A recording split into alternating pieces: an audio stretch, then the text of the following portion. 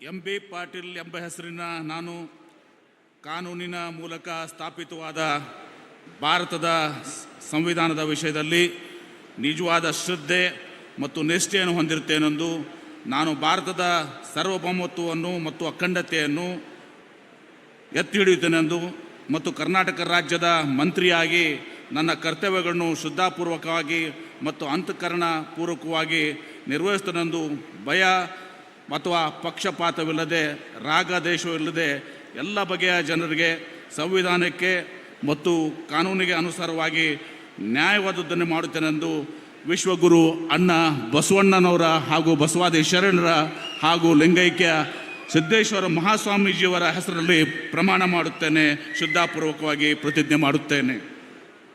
ನಾನು ಎಂ.ಬಿ. ಪಾಟೀಲ್ ಎಂಬ ಹೆಸರಿನ ನಾನು ಕರ್ನಾಟಕ ರಾಜ್ಯದ ಮಂತ್ರಿಯಾಗಿ ನನ್ನ ಪರ್ಯಾಲೋಚನೆಗೆ ತರಲಾಗುವ ಅಥವಾ ನನಗೆ ತಿಳಿದು ಬರುವ ಯಾವುದೇ ವಿಷಯವನ್ನು ರಾಜ್ಯದ ಮಂತ್ರಿಯಾಗಿ ನನ್ನ ಕರ್ತವ್ಯಗಳ ಯುಕ್ತ ನಿರ್ವಹಣೆಗೆ ಅಗತ್ಯವಾಗಬಹುದಾದ ಸಂದರ್ಭದಲ್ಲದೆ ಅನ್ಯಥಾ ಯಾರೇ ವ್ಯಕ್ತಿಗೆ ಅಥವಾ ವ್ಯಕ್ತಿಗಳಿಗೆ ಪ್ರತ್ಯಕ್ಷವಾಗಿ ಅಥವಾ ಪರೋಕ್ಷವಾಗಿ ತಿಳಿಸುವುದಿಲ್ಲ ಅಥವಾ ಬಹಿರಂಗಪಡಿಸಲು ಎಂದು ವಿಶ್ವಗುರು ಅಣ್ಣ ಬಸವಣ್ಣನವರ ಹಾಗೂ ಬಸವಾದಿ ಶರಣರ ಮತ್ತು ಶ್ರೀ ಪರಮಪೂಜ್ಯ ಸಿದ್ದೇಶ್ವರ ಮಹಾಸ್ವಾಮೀಜಿಯವರ ಹೆಸರಿನಲ್ಲಿ ಪ್ರಮಾಣ ಮಾಡುತ್ತೇನೆ, ಶ್ರದ್ಧಾಪೂರ್ವಕವಾಗಿ ಪ್ರತಿಜ್ಞೆ ಮಾಡುತ್ತೇನೆ.